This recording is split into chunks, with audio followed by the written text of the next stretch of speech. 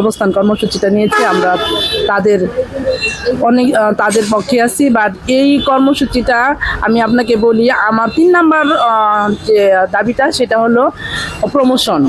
আমি 2010 ব্যাচের, 2021 সালে 5,500 সিনিয়র টিচার করা হয়েছে 10ম গ্রেড থেকে 9ম গ্রেডে। তো 2010 ব্যাচে আমি জয়েন করেছি, বাট কোনো ক্রাইটেরিয়া বিবেচনা না করে 2010 ব্যাচের অর্ধেক নিয়ে গেছে 9ম গ্রেডে। আমি যোগ্যতা, একই সমান যোগ্যতা, একই সালে নিয়োগ থাকা সত্ত্বেও আমি পারি নাই 9ম গ্রেডে যেতে। এই 5টা বছর যাবত সচিবালয়ে সরকারের কাছে আমাদের টিচাররা দরে দরে ঘুরছেন, বাট কোনো পদক্ষেপ নিচ্ছেন না, কোনো রেসপন্স নাই। এখন এই মুহূর্তে আমাদের সকল টিচাররা একসাথে হয়েছেন যে 4টি দাবি নিয়ে, সেই 4টি দাবির পক্ষে আমি অবস্থান করছি। তো আমাদের অনেক খারাপ লাগছে, বাচ্চারা পরীক্ষার মাঝখানে এই কর্মসূচিটা নিতে হয়েছে, যেহেতু আমাদের কেন্দ্রীয় অবস্থান থেকে এই কর্মসূচি নেওয়া, সেজন্য আমি এই পক্ষে আছি। ধন্যবাদ। 4টা, একটা হচ্ছে এন্ট্রি পদ 9ম গ্রেড, কারণ আপনারা জানেন যে থানা সমাজসেবা অফিসার, থানার যে ওসি এবং পিটিআই যে ইনস্ট্রাক্টর, ওনারা কিন্তু আমাদের লেভেলে ছিলেন 10ম গ্রেডে, কিন্তু ওনারা কিন্তু অলরেডি এন্ট্রি পদ এখন 9ম গ্রেড চলে গেছে। আমরা এখনও স্বাধীনতার পর থেকে 9ম গ্রেডে আছি, 10ম গ্রেডে আছি, এটা একটা। আর আপনার আরও জানেন যে BCS এর মাধ্যমে কিন্তু নন ক্যাডারে অনেক টিচার জয়েন করছে এখন কিন্তু সরকারের মাধ্যমিকের টিচার, কোনো টিচারই কিন্তু BCS ছাড়া আসতে পারেন না। আর 2 নাম্বার হচ্ছে আমরা কিন্তু 2015 জানেন যে 2015 পর থেকে কিন্তু আমাদের টাইম স্কেল সিলেকশন গেট বন্ধ হয়ে গিয়েছে, তাই না?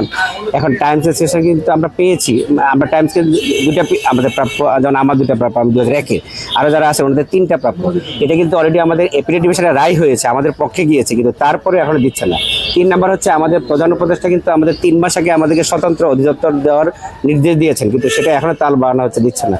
আবার যারা জুনিয়র টিচার আছেন ওনাদের কিন্তু আমরা জানি যে BEd MAd করতে হয়, যেটা কিন্তু সরকারি কলেজের টিচারের নেই, BEd MAd বাড়তি কিছু নেই। আমরা কিন্তু ওনাদের মতো যোগ্যতা সম্পন্ন অনার্স মাস্টার্স এখন, হ্যাঁ, তার BEd MAd আমরা করেছি, কিন্তু ওই BEd MAd করার কারণে কিন্তু একটা ইনক্রিমেন্ট পাওয়া যায়, 2টা ইনক্রিমেন্ট পাওয়া যায়, 3টা ইনক্রিমেন্ট পাওয়া যায়, ওটা কিন্তু বন্ধ হয়ে গেছে। এই মূলত 4টা দাবি। আপনারা দেখেন যে সার্বিকভাবে যদি দেখেন মাধ্যমিকের যে চিত্রটা একেবারেই করুণ অবস্থা। আপনি ডিজি অফিসে দেখেন 82টার মতো পোস্ট আছে কর্মকর্তা লেভেলের, তাই না? সেখানে আমাদের 2টা পোস্ট আমরা হোল্ড করি মাধ্যমিক থেকে, 80টাই হোল্ড করে সরকারি কলেজের টিচাররা। তারপরে ডিজি অফিসে যত প্রজেক্ট আছে আপনি দেখবেন 80% প্রজেক্ট কিন্তু মাধ্যমিককে কেন্দ্র করে। সেই প্রজেক্টে কিন্তু কোনো পিডি কিন্তু মাধ্যমিকের নেই এবং কোনো নিয়ন্ত্রক মাধ্যমিক কাছে নেই, ওনাদের কাছে। আমাদের এত কোনো আপত্তি নেই, আমাদের আপত্তিটা সেটা যে এই যে পদ সোপান 4টা দিচ্ছে না। আমরা যারা সিনিয়র টিচার বসে আছি 2020-21 থেকে প্রায় 5,500 টিচার আমরা সিনিয়র টিচার হয়েছি, ক্যাডারভুক্ত হয়েছি, বাংলাদেশ ইতিহাসে প্রথম।